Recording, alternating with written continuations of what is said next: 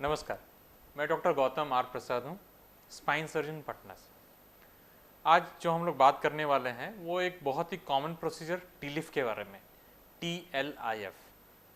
ठीक है, अब ये होता क्या है? ठीक है, ये जो हमारी रीढ़ की हड्डी है, जो कमर की हड्डी है, इसमें अगर कुछ परेशानी है और इसमें हमें अगर ऑपरेशन करना है जिसमें नट बोल्ट लगता है,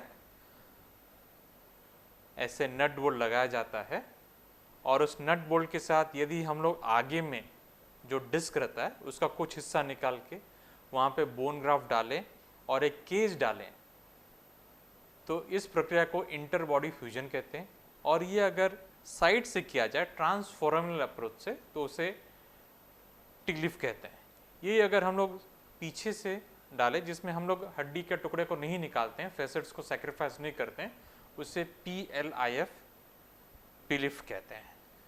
और यदि हम लोग सामने से डालें पूरे पेट के थ्रू रेट्रोपेरिटोनियल अप्रोच से तो उसमें एक्सलिफ या ओलिफ अलग अलग प्रोसीजर है।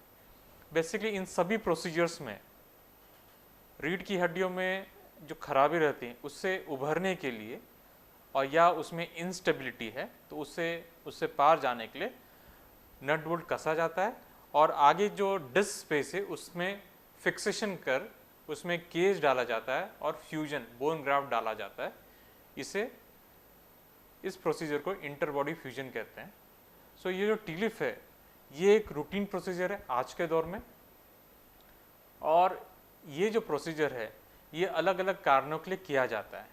जैसे कि यदि कहीं पे हड्डी आगे आगे पीछे भाग रही हो, जैसे आमतौर पे एक जगह पे रहती है, एक लाइन में रहती है, लेकिन कई बार आगे पीछे भागी रहती है जिसे हम लिस्थेसिस कहते हैं, या उन लोगों में जिनमें डिस्क हर्निएट हो गई है, बार बार हो रही है, ऑपरेशन के बाद भी हुई है, या हर्निएशन के साथ रीढ़ की हड्डियों में इंस्टेबिलिटी आगे पीछे हिल रही है, इन कारणों के लिए हम लोग को टिलिफ करना पड़ता है।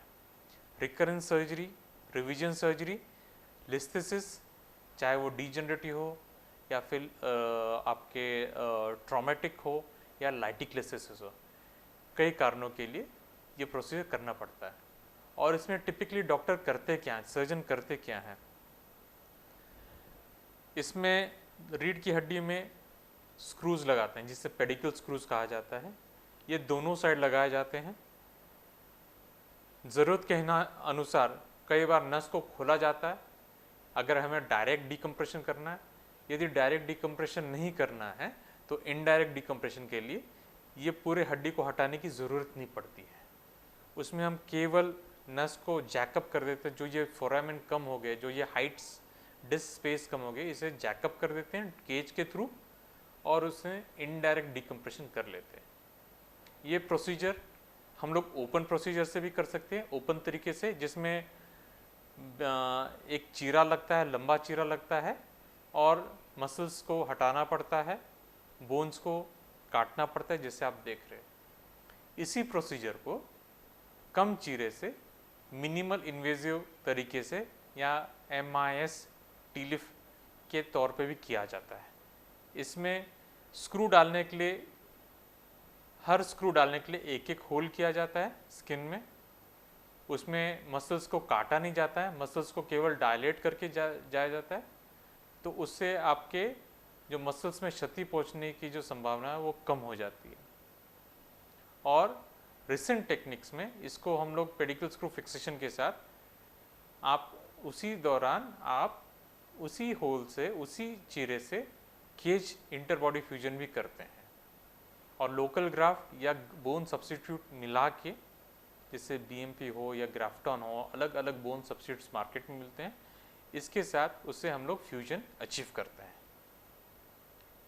ये जो प्रोसीजर है ये एक रूटीन प्रोसीजर बन चुकी है।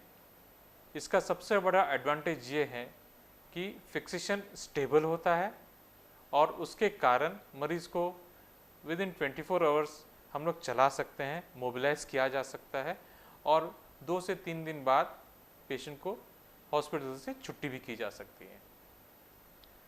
यही है प्रोसीजर जिसे हम लोग कहते हैं टिलिफ, और इसके वेरियस मॉडिफिकेशंस हैं।